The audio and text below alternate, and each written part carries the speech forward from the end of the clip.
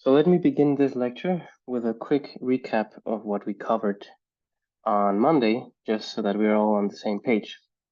So I explained this analogy that children count by pointing at an object and exclaiming a number associated to that object.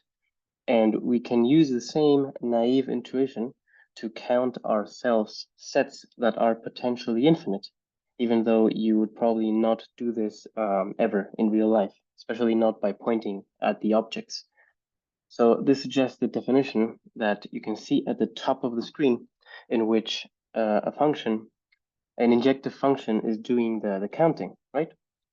Now, there's a lot of very elementary properties about injective functions that are useful to understand this sort of ordering between sets.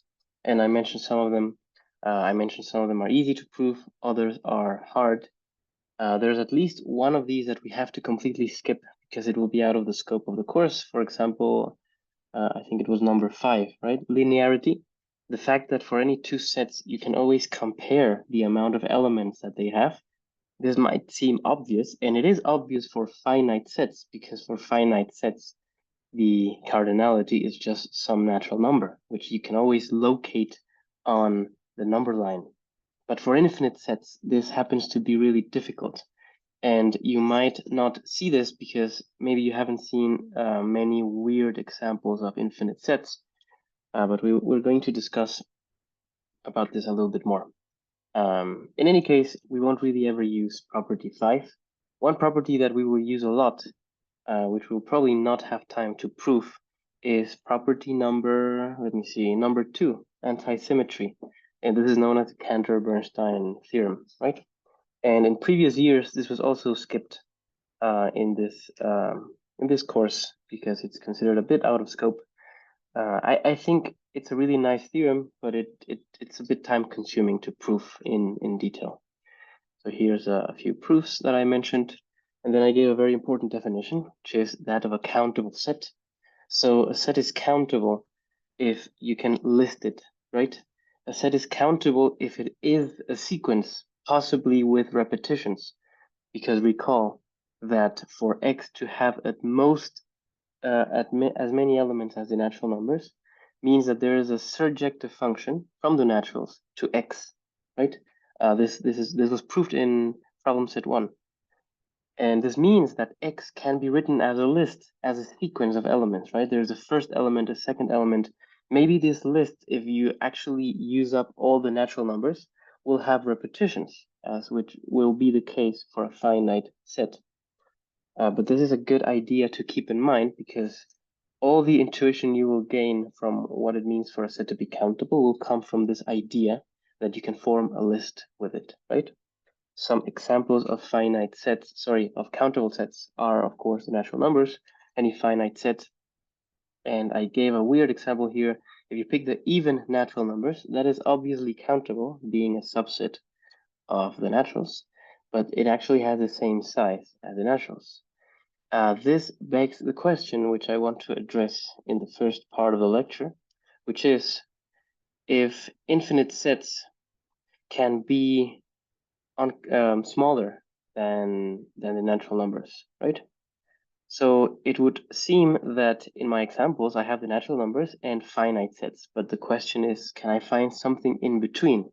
And if not, then how do I prove that there is nothing in between? That is the first question I want to address. And a slight variation of that question will give us something that is actually impossible to answer. So even though the question I asked is simple to answer, changing it just a little bit already gives you things that are impossible to answer. So I will tell you what I mean by that in a second. Then we talked about Hilbert's infinite hotel, which you can look at here in the notes, some more examples. Let's begin with the actual lecture for today. I can get this to work. All right.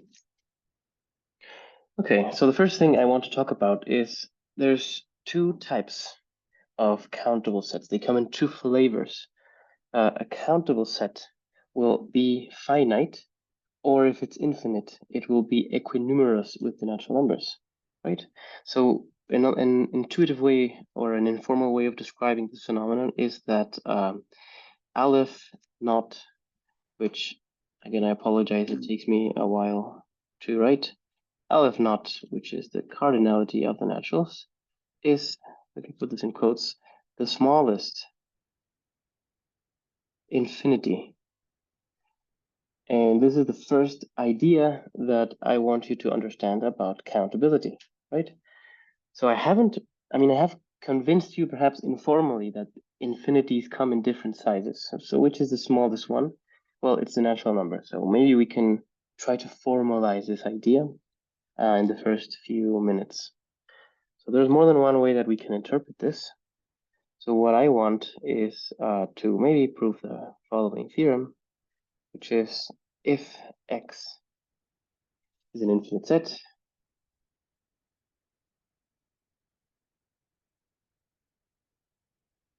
then x must have at least as many elements as the natural numbers. Intuitively, this makes a lot of sense, but this is important because it will tell us that if a set is countable, it will either be finite or it will be of the same size as the natural numbers. And this gives us a lot of information. For example, today's quiz, which you can take a look at. I will mention it explicitly in the lectures, but if you want to take a look at, I think I didn't mess up the submissions this time, so you should be able to actually post like a file or whatever you find more convenient. So okay, so how would we prove this? If there are any ideas that you wish to share in the chat, then this is a great time. How would you prove this fact? If a set contains the natural numbers in this way, in this ordering sense, then it of course cannot be finite. It needs to be infinite. So this is actually an if and only if, right? Maybe I can write it this way, and this theorem will sound like it's a bit stronger, right? So X is an infinite set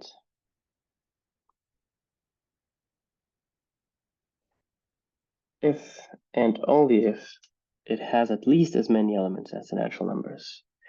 So let's write the proof of this and then some interesting consequences. So let's try doing the backward implication.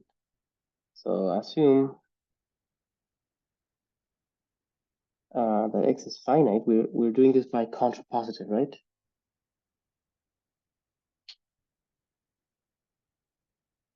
Okay, so if, or contradiction, if you will, if there were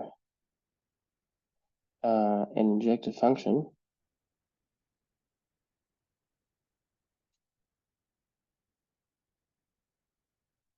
f from the naturals to x,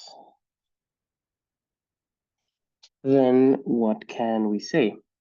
F being injective tells you that you can only hit finitely many elements, right? The naturals could only have finitely many elements, which is a contradiction. And now that I remember, we actually did prove an intermediate result, which I can use here, right? So instead of repeating that whole argument, there's actually a shorter way of writing this. So apologies for the correction. Let's try writing the easiest proof that we can come up with. So by contradiction, if n were less than or equal to x, then n would have to be finite.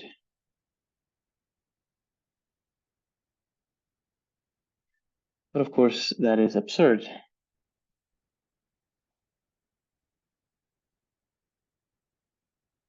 And we already proved that n is an infinite set, right? N cannot be finite because it contains all the things that we use to count the finite sets in the first place.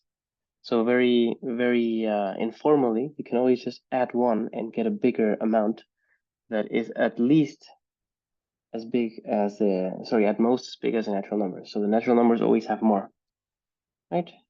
So maybe this, we didn't really even have to write down this part of the proof. The interesting bit is the forward direction. So are there any ideas on how you prove that if a set is infinite, it must be at least the natural numbers.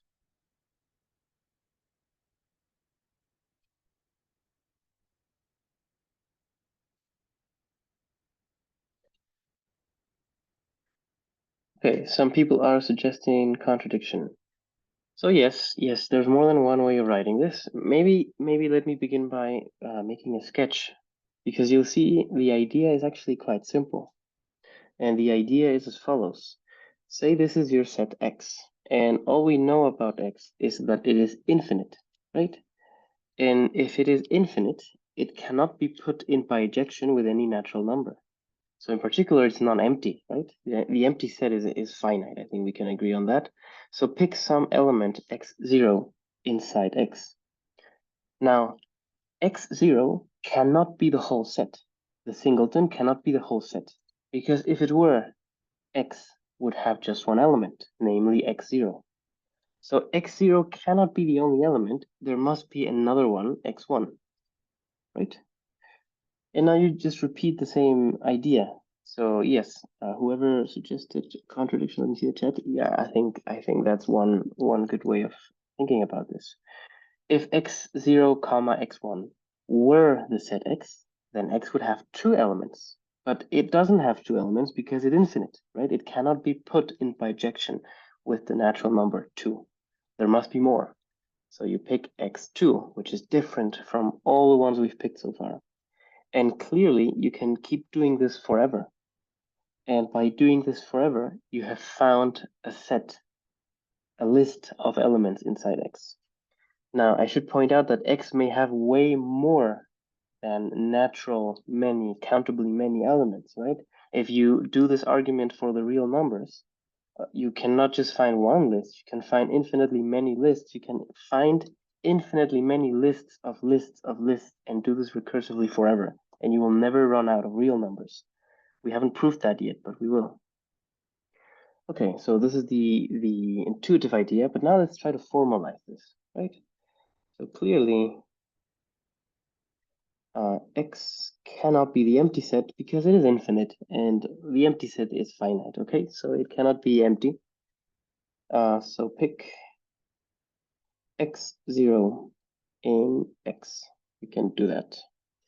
We will construct, and by the way, this is an important lesson. We've talked about induction before, but the more we talk about induction in more complicated situations, I think it's important for you to see or develop your own style of writing complicated proofs by induction in an adequate way.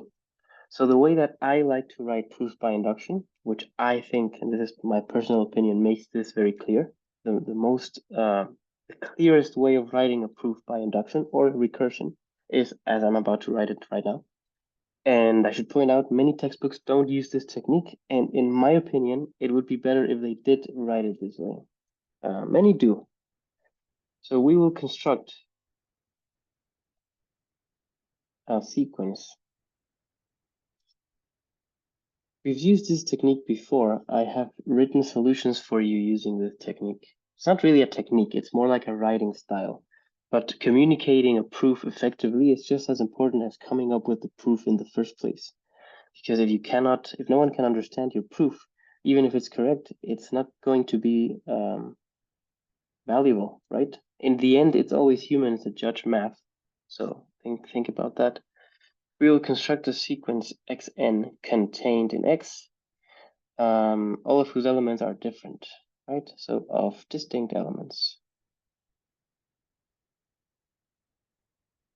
Now, I should point out that this construction will be achievable in many different ways. For any finite set, you will be able to do this in infinitely many ways.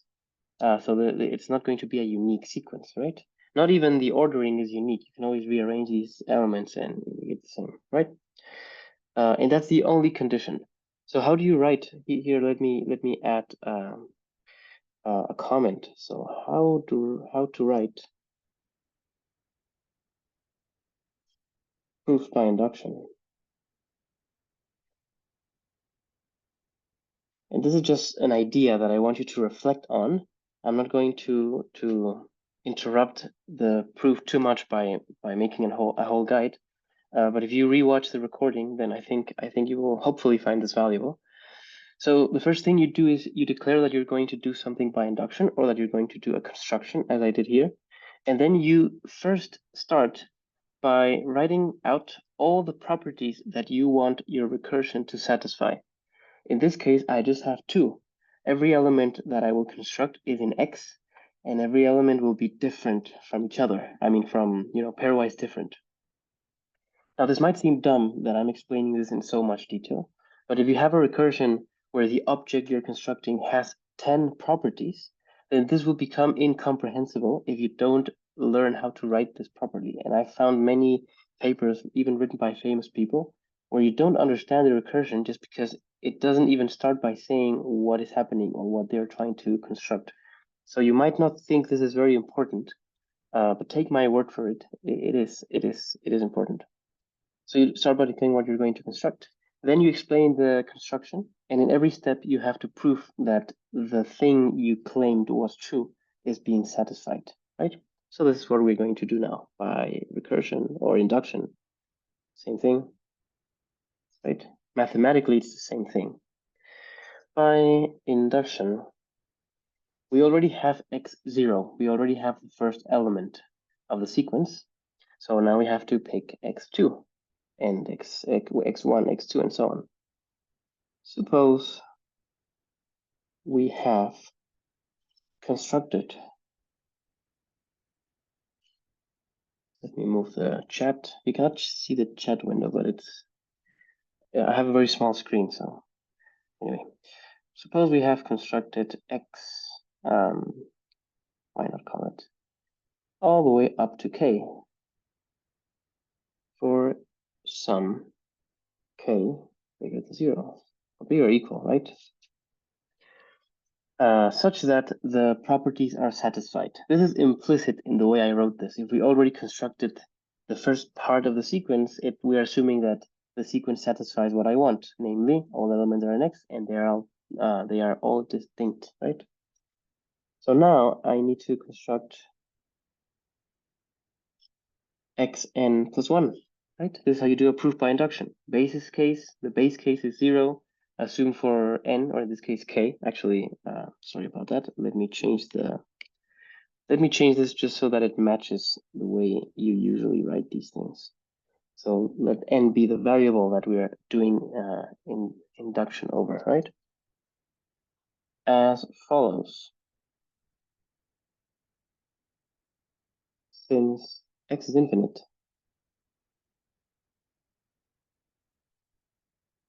the set x0, or the sequence we have so far, I could just write it the same way. Okay, so let me add maybe one word here. This set has size n because all the elements are different. Actually, n plus 1, I guess, because I'm starting to count at 0 for some reason. So we know that x is different from this set. And moreover, since one is contained in the other, x must have elements that are not here, right? So maybe I can write it like this. X is not contained in the set. Maybe I should have named this because I'm already writing it for the third time. Anyway, is this part clear, or are there any questions about what I've done so far? The intuitive idea is very simple, right? Just look at the diagram. Imagine that I'm already at the nth step of this construction. Well, the first n elements that I already picked out can't be the whole set because the set is infinite and I've only picked out finitely many, right? So that's the intuitive idea behind this. X is not contained in this set because X is way bigger. It cannot possibly be contained in a finite set. So there must be some element, and I am sneakily going to call this xn plus 1 because I can call it whatever I want.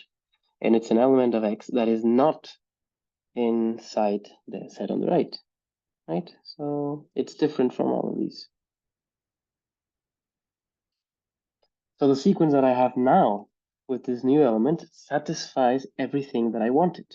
It's still contained in X, and all the elements are different because xn plus 1 must be different from all of these, right? I'm picking it outside the set, so it's different from all of these.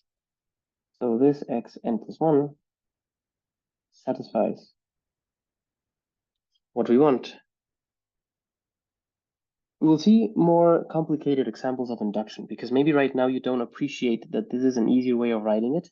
Many people would have just said, recursively pick x1, x2, dot, dot, dot, and that would have been acceptable for such an easy proof. But you will see from more complicated examples, this quickly becomes impossible to read or confusing at best. Maybe this is not the best illustration of that, but it doesn't really matter, right? Satisfy what we want, so the construction is done. It also helps the reader if you tell them what you're doing, right? So we already did the construction, so we are done with the construction. Okay, so now what did we want? Maybe you forgot. We constructed this sequence of distinct elements in X, but we wanted to prove, if you look at the original theorem, that n is less than or equal to X, right? So we have to prove that by definition. So we want an injection, right? So define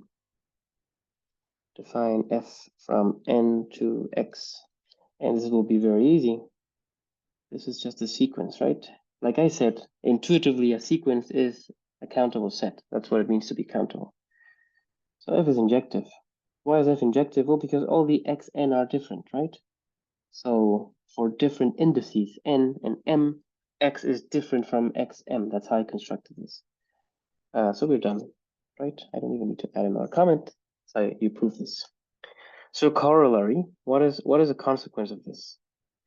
Might not seem important, but a consequence is that a set is countable. Is it okay if I abbreviate like that? Let's try it out. Countable if and only if it is either finite or has the same size as n. So there's only two types of countable sets. Numerous. Right? How do you prove this consequence of the theorem? The theorem just says if you have an infinite set, it's at least the natural numbers. But the corollary says something slightly different, right? So can anyone tell me how you would prove the corollary, how you would prove this last fact using the thing above?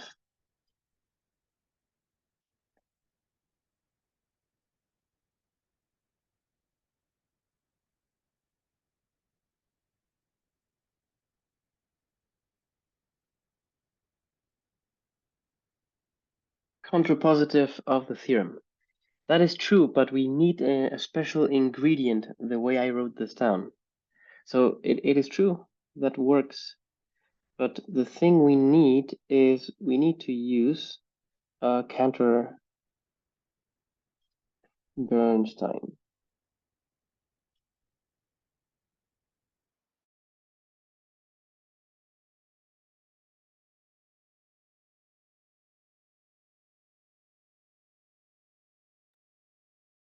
And the reason is that we need to conclude that the set, if it's infinite, has the same size as n. It's not just less than or equal to. Okay. Now, this is an exercise that's probably not too important.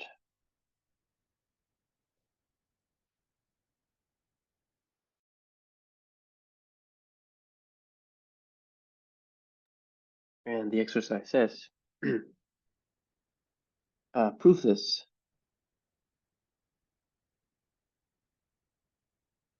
Directly from the definition.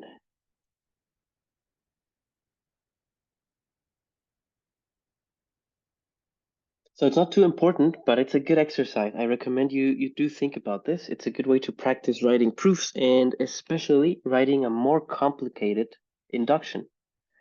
The Cantor-Bernstein theorem is quite hard to prove. It's so difficult to prove that we are going to skip the proof in this course. And so using it is okay.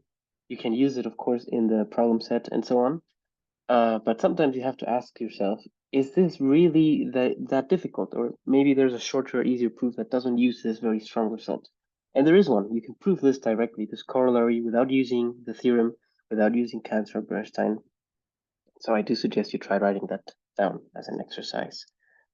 Okay, so one question which I find interesting, which will be connected to something interesting in a second. Can you find a set X such that if you take the power set of X, it has the same amount of elements as the natural numbers? And justify. And this is today's quiz, in case you haven't seen it on Quirkus, which I hope you can. Let me know if there's an issue with that, and you should be able to submit it in any format that you wish. So we can think about this for a few minutes, maybe after I finish the discussion. And this is also another way of interpreting the headline of this section, that the natural numbers are the smallest infinity, right? Okay. So in other words, maybe let's go back to green. So intuitively, we have shown that there is nothing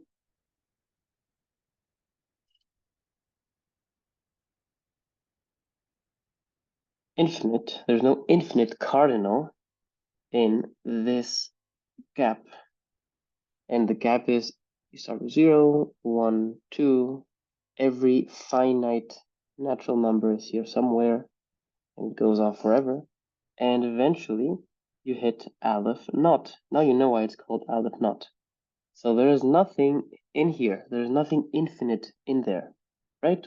This tells you, by the way, how to answer the question that I wrote down and how to solve the quiz. Please let me know if this isn't clear or if you need help writing it out. But in the meantime, this is what I want to talk about now. So there's a sort of jump, right? You have a jump from finite sets, and then suddenly you have the natural numbers. This is not the only jump. If you continue, you will find sets that are bigger. So here's a theorem, and this is known as Cantor's diagonal argument, which can be done in multiple ways. And the idea is that the real numbers are uncountable. Is uncountable. This is the first example, concrete example, provable example that we have an uncountable set. Not every set is countable, right? So the proof will be delayed because we will study the topology of the reals next week in the next chapter. And there is a proof that, in my opinion, is a lot clearer, a lot more visually appealing in the sense of when we want to be actually formal about this. And we will see that proof in full detail, or I may have included that in the problem set. I don't remember. In any case, the proof that I'm about to give you now, I'm not a fan of. It's very intuitive, but if you want to formalize it, you'll realize there are some things that need a little bit more work. So maybe let me actually add it here. This is Cantor's theorems. Cantor developed a lot of early set theory, right? So that's why many of these very elementary results have his name. Okay, so let's do this informal. And we can formalize this later. This is not the only theorem of Cantor that's part of this chapter. There's one in your problem set that we will address in a second because it's quite interesting. So let's do this proof very informally. I don't want to bother or let's say making it harder for you to understand the idea behind this, right? So suppose that we it's always contradiction, right? Right now, we don't have any technique to show that something is uncountable other than contradiction. Assume it's countable and see that something weird happens. Suppose that R is countable. So countable would mean that it's like this, x1, x0, x1, x2, and so on. If you want to be formal about this, then you can find and inject a function and write it out and so on. Like I said, this is an informal proof. And now there's something important about the about the real numbers, right? Real numbers have digits because they have a decimal expansion. This is how we constructed them. They're actually sequences of sequences of rational numbers, or we can interpret them as limits of sequences of rational numbers, rather. If you recall the construction, and I did say that we can always find like a canonical sequence of rational numbers, which is basically what gives you the decimal expansion. So let's suppose that you have something like this: 4, 4, 3, 7, 8. It's hard to come up with random numbers on the spot, so just ignore me. 2, 2, 3, 4, 6, 6, 7, 9, whatever, right? And then another 0, maybe 3, 2, 3, 2, 1, 7, 8, 0, whatever. So imagine that this is the list and it goes on forever. xn 0.3100175. 5. I haven't written a lot of 5s. You can see this isn't random at all. Anyway, so this is something like this. So what's the idea? And I know you've seen this before, or you probably have seen this before, so maybe I don't have to spend too much time explaining this. The idea is the following. You look at the first element of the list, and you look at the first digit after the period, if you want, right? It could be 0, it could be all zeros, right? Natural numbers could be included here. You look at the first digit, and you highlight it in red, as I did. Then you look at the second element, and from the second element, you take the second digit, which is this one right here. And then you look at the third element, and you go along, and maybe you can see why this is called diagonal argument, right? And you go all the way to infinity, right? All these decimal expansions are infinite, so you will never run out of numbers. And you do this for the nth digit. And now you do the following thing. You write 0. Now, the number that I want to write down has to be a real number. But anything I write down here will be a real number because any decimal expansion will give me something, right? It has to be some number. It may not be rational, but it will be a real number because any valid decimal expansion is always a real number. So if I want to find a real number that is not on my list, as to contradict my assumption that R can be listed, what I need to do is find a number that is not on this list, right? Not even in this infinite list. So how do I do that? Well, I want my number to be different from x0. Now I highlighted the first digit, so it would be enough if I pick any other digit. Anything that is not 1 will work. So why not pick 2? Then for the second digit, I will pick something that is different. Let's say this is different from 1. What is different from 2? Well, 0, for example, right? This has to be different from 2. For the third digit, it has to be different from 3. So let's say 4. Different from 3. And the next one has to be different from 0. So let's just pick 1 and continue. This number that I'm forming will be an element of R, but it cannot be an element it cannot be x0 because it is different in 1 digit. It cannot be x1 because it differs in the second digit. It cannot be x2 because it differs in the third digit, and you can see where I'm going with this.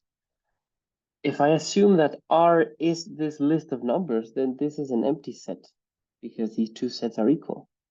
This is absurd, right? This is a contradiction. How did I find a number with this weird property? So here is the contradiction. Or if you don't like writing this by contradiction, then you can simply say any countable set of reals, or any countable set of reals, you can find a real number that is not in that set. So the reals couldn't have been countable. Now there's one problem with this proof. Maybe I can write it this. So warning, there's one problem. And it's a slight problem. You can fix it. But the reason I want to do this informally and not write this down in whole detail is because I don't want to fix this right now. I don't find this an interesting thing to fix, and you will see a proof of this that is completely formal and that doesn't have any weirdness like this. But it is similar to this. So actually, I think in the problem set, I referred to this lecture slide right here. There is a slight problem, and here is the problem. The number 0.1, 0, and repeating, is equal to the number 0.0999 repeating. These two numbers are not similar. They are not approaching each other, or they're not approximating or the limit or whatever. These numbers are equal. And if you want to be convinced that this is true, there's many ways. You can even prove this from the construction that we did in class. But this is problematic because it means that real numbers have infinitely many, or let's just say at least more than one possible representation. Why is this problematic? It is problematic because this number that I constructed, if there is more than one way of writing down that number, maybe the other way of writing down that number is present in the list. So my contradiction isn't really a contradiction. I just found a different way of writing the same number. Now, how do you fix this? Just don't write too many number nines. The number you construct, if you avoid the digit 9, then you don't have this problem, right? So is this really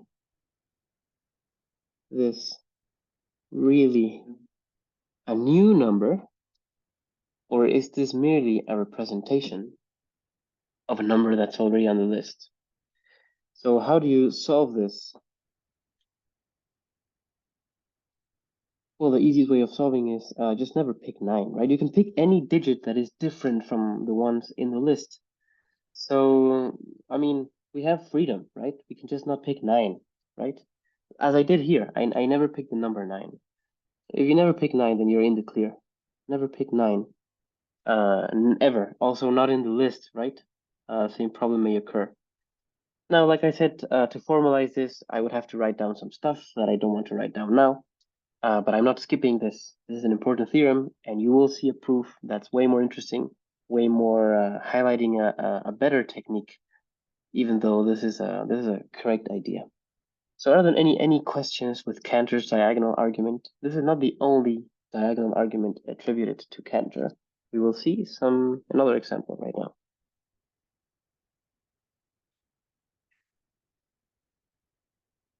Here's a quick question for you.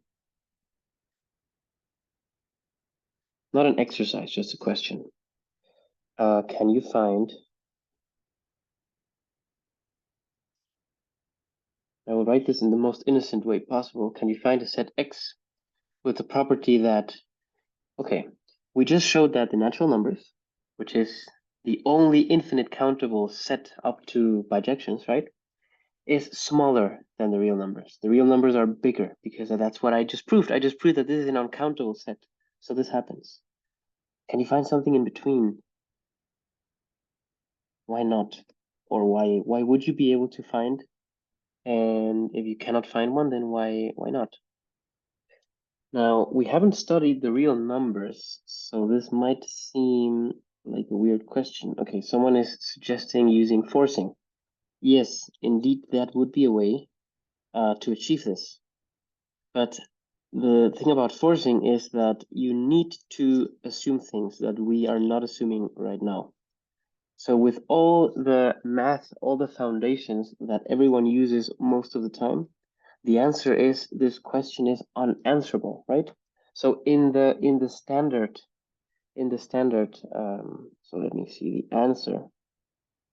If you're curious about this, in the standard, and by standard I mean the one most people use. It's not like this was prescribed by I don't know, divine inspiration or something. That is just in the standard axiomatization. of set theory. And if you're curious about this, this is called Zermelo Franco. And most math you will ever see in your life is built upon these foundations. Yes, I'm so reading the chat. The idea that the answer to my question is no, that statement is called the continuum hypothesis, and it is independent. It's independent, it's completely independent in the sense that both the statement and its negation cannot be proved from this, right? This is unanswerable, or a better word, a more formal word is undecidable. Meaning, you cannot make sense of the question by giving it an answer. It's neither yes or no, or rather, whatever answer you come up with, you will never be able to prove that you're right. This is weird, and it might seem unexpected, especially if it's the first time that you're hearing about this. There are things that are true, but that you cannot prove in mathematics, and it might seem like this would break logic. And I can suggest some videos. Actually, I'm pretty sure in the very first lecture I talked about this, and maybe I'm wrong about this. Let me see. Very first lecture. Does it even make sense?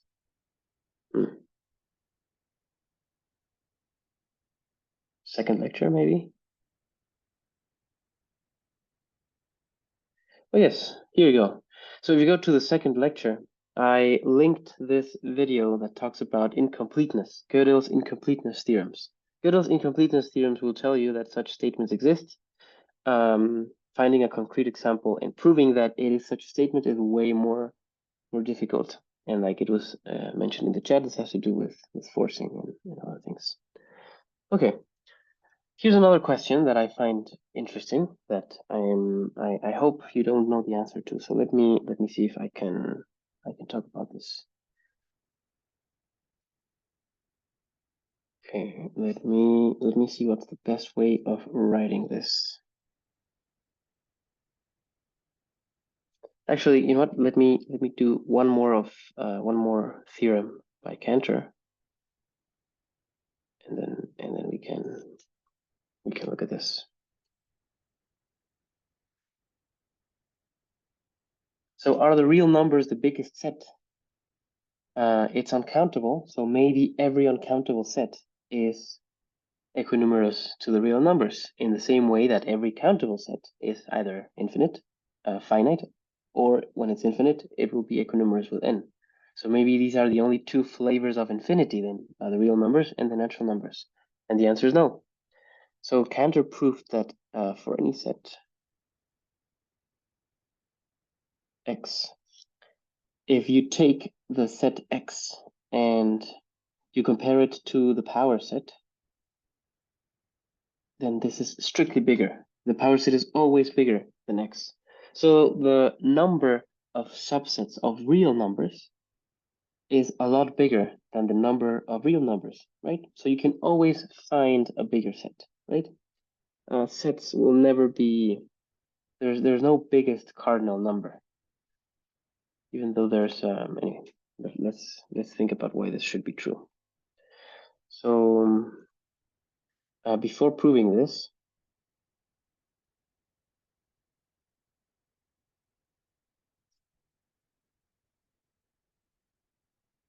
here is an observation.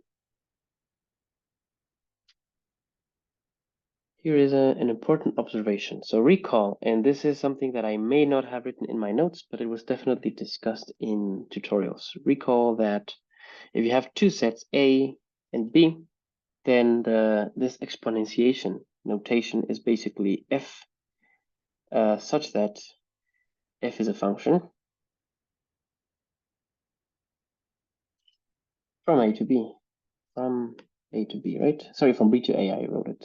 B to A. And in this context, we have this lemma, which if I prove this lemma, I may spoil part of the problem set for you. For any set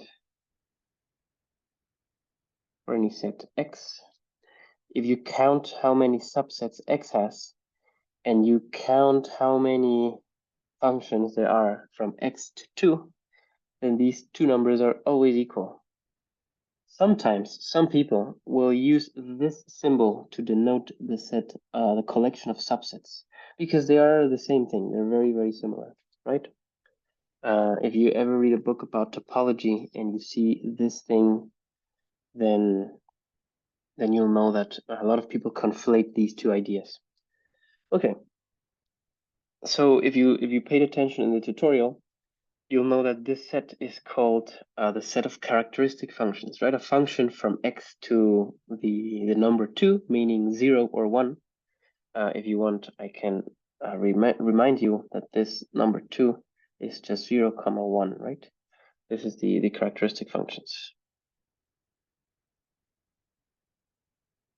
Okay, so I have a question that I think is important. What does 2 to the x mean in the problem set? Okay, so here's something that I think I need to clarify. So clarify notation. Okay, so here's the idea. If you have 2 to the x, then this is a number. This is always a number because x within bars is the cardinality of x, and 2 to some number will always be some other number, right? So this is a number.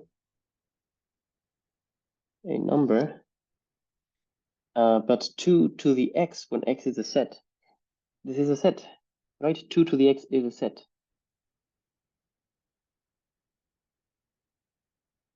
And what set is it? Well, it's the set 0, 1, because that's how we can interpret 2, the number 2, in the context of sets. And again, if you don't like this notation, you don't have to use it. Every time I use this notation somewhere in the problem set, as far as I can tell, I clarify or I put a reminder that this is what I'm doing, right? Okay.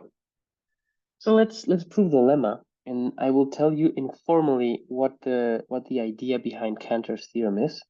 But proving Cantor's theorem is part of the problem set. It's the last question in the problem set, so I'm not going to write the whole thing. Just so you know that this is what you're doing using this lemma, right?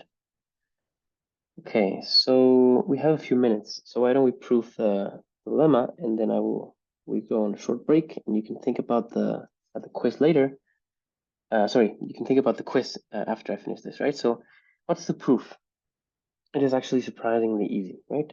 To prove that two sets have the same number of elements, we define a function, f from the power set of x to 2 to the x as follows. And this is easy to do, but maybe a bit cumbersome to write down. For any, how do we define this? So for any a subset of x, define chi sub a, which will be a function from x to 2 or 0, 1, if you prefer, by the following. So chi of a of any element x will choose or decide if this element is in A or not. So it will answer positively. It will say yes or 1 if x is in A, and it will say no or 0 if x is not in A. Chi is the answer to the question. It's like the answering thing, right? It's the thing deciding whether something gets to be an element of A or not.